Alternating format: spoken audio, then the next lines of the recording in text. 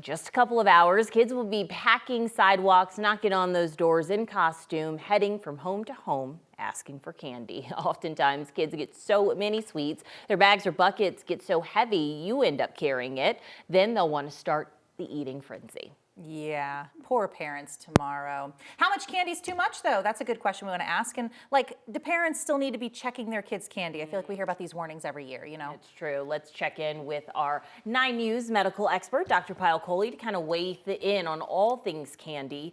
Let's start here. How much candy on average does American child collect on Halloween? Like, how much are we actually bringing into our homes when it's all said and done? It'll blow your minds. Buckets. Yes, 3,500 to 7,000 calories on average. Now, this is an older estimate, but that's 3 entire cupfuls of sugar. Oof. And the average American adult consumes about 7,000 calories during the Halloween season.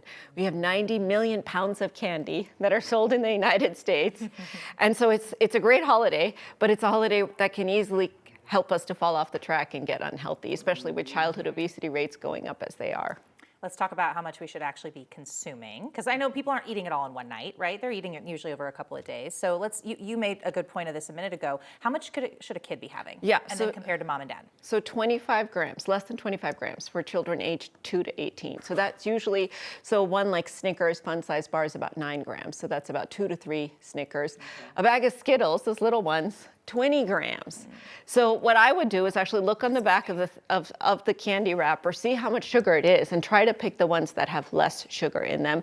But in general, a good rule of thumb for kids is no more than 2 or 3 fun-size bars, and for parents, no more than 4 or 5 fun-size bars. And here's the thing, if you add fiber or you add protein to those candies, so you mix it with little trail mix or some nuts or something else that's full of fiber, like fruits, for example, you can actually reduce the amount of sugar that gets absorbed from that candy.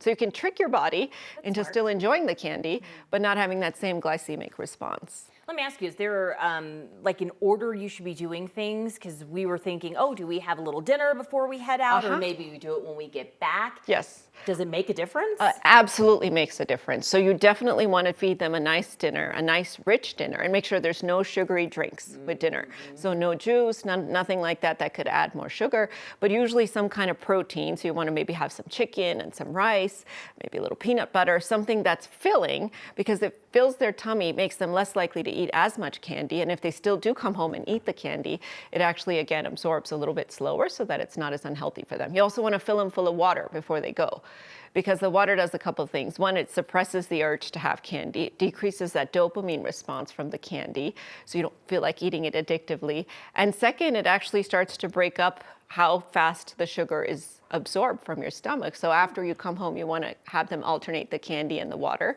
And then the American Dental Association says it washes off the sugar off your teeth. Oh. So it's actually better for tooth decay too. So I think these are all really good pieces of advice, but the reality of applying it, I'm curious, like you've got one old enough now, you're going to be negotiating tonight. Oh, Jenny, there's no negotiating. We have one little Ziploc bag and she can keep whatever she wants in that Ziploc, and that's it. Smart. We bring the rest to 9 News on Monday, and then, I'll let her eat out of that one little Ziploc bag over the next week or so, and then that's it. That's all you get. This is a perfect plan. That's it. So the other little trick is what's called timed eating. So you only allow them to eat for like 3 minutes per day.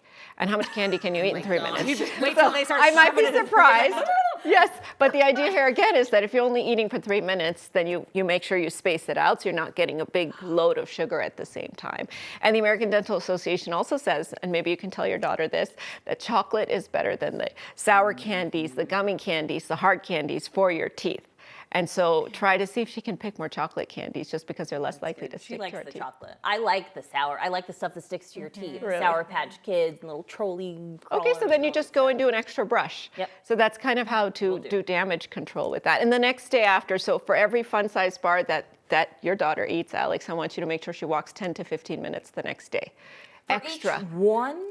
Oh my goodness. If you want to burn off those calories, Okay, 70 to 100 calories. So just try to do a little tracking, count how many she puts in that little Ziploc bag, and then just a little extra playtime the next day. You can take, like you said, that leftover candy, you either donate it. Some parents do what's called a toy swap, that you can use the candy to buy toys.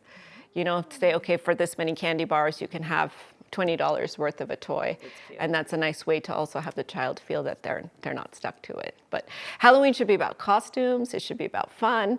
I really want us to start moving away from the candies. And to the point you brought up earlier, there is a warning out right now for parents to check all the candy wrappers, especially because there's even some THC-laced candy that looks exactly like the regular candy.